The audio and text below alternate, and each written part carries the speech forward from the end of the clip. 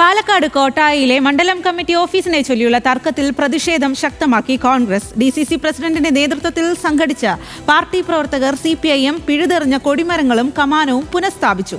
കോട്ടായിലെ party office വിട്ടുനൽകിയത് കോൺഗ്രസിനാണെന്ന് കെട്ടിടത്തിന്റെ ഉടമ രാംദാസ് വ്യക്തമാക്കി.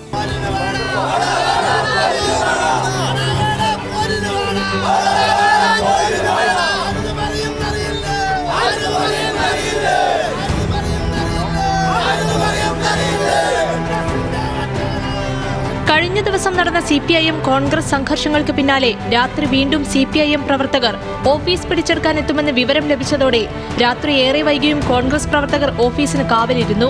ഇതോടെ സംഘർഷ സാധ്യതകൾ ഒഴിവാക്കാൻ വൻ പോലീസ് സന്നാഹമാണ് സ്ഥലത്ത് നിലയുറപ്പിച്ചത്. ഇന്ന് രാവിലെ ഓഫീസിന് മുന്നിൽ സംഘടിച്ച കോൺഗ്രസ് പ്രവർത്തകർ കഴിഞ്ഞ ദിവസം പിഴുതെറിയപ്പെട്ട കൊടിമരങ്ങളും കമാനവും പുനഃസ്ഥാപിച്ചു.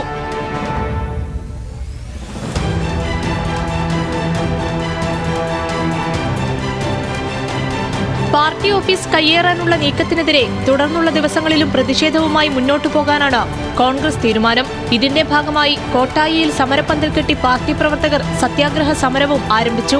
ഒരു കാരണവശാലും പാർട്ടി ഓഫീസ് വിട്ടു നൽകില്ലെന്നും കെട്ടിട ഉടമയുടെ പിന്തുണ തങ്ങൾക്കുണ്ടെന്നും DCC president A. Thankappan news മലയാളത്തോട് പറഞ്ഞു. ഞാൻ ഒരു കാര്യമുണ്ട്, മുതൽ ഇതിന്റെ ഉടമ ആർക്ക് കൊടുത്തു അത് അംഗീകരിച്ചാൽ മതി, അതല്ല എൻ്റെ അർത്ഥം. പിന്നെ സാങ്കേതിക പ്രശ്നമൊന്നും പറയണ്ട, തെറ്റിദ്ധരി പലതും ഉണ്ടാവാം. അവർ വയസ്സായ ആളുകൾ, അവർ പറയുന്നത് ഞങ്ങൾക്ക് എല്ലാവരും ഞങ്ങൾക്ക് വേണ്ട.